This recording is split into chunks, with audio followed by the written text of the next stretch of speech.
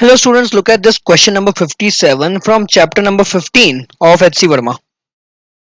So in this question, look at this initial situation. We have a car over here. The car is right now fixed. Okay, the car is not moving anywhere right now. It is fixed. Okay, and there's a rope over here. This rope is very heavy. This end of the rope, left end is fixed to the car, and the right end is tied to a very light rope connected by a block. Okay, this rope is very heavy. This rope is very light.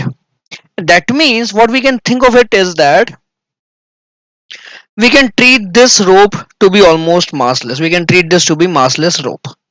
And if the rope is massless, that means waves are getting transmitted instantly. That is, on a massless rope, you don't get any waves at all. Okay, you don't see any waves created because they are getting transmitted instantly. So in this situation, what is the behavior of this heavier rope? One end of the heavy rope is fixed, so it should be a node.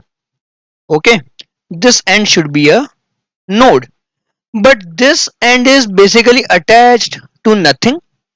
This end is attached to a massless rope. That means we can say that this end is attached to nothing, and that means it can vibrate freely, so we will get an antinode over here. Now generally in class, when you are taught about standing waves, what do you learn? That you can have a string with one end fixed and another end attached to a ring, and this ring can slide on a frictionless rod. Okay, so in this situation, what do you get? Here you will get a node, and here you will get an antinode, right? So for this string and this string, they both are exactly identical systems. All right, we have a node and antinode, a node and antinode at the two ends. So in this case, how do we get the fundamental frequency? Your string will oscillate like this, right? Here we have an antinode, so this will be this is an antinode and this is a node, so the distance between the node and antinode will be lambda by 4. Okay, this length L of the string is equal to lambda by 4, right?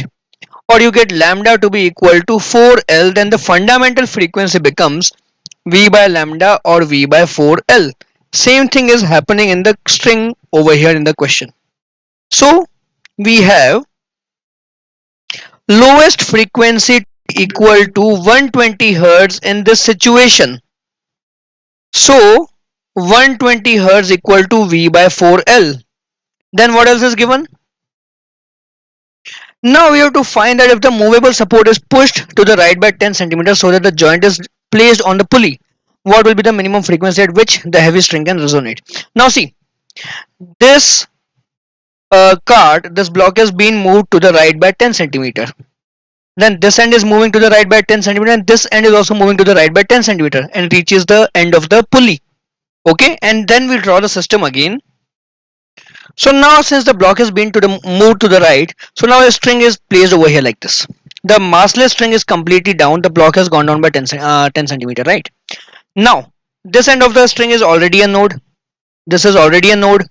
And talking about the right end, so this end is now over the pulley. That means it cannot oscillate, it cannot move. So this end will now also become a node. So now we have a rope with both its ends fixed. Then the fundamental frequency, new fundamental frequency will now be V by 2L.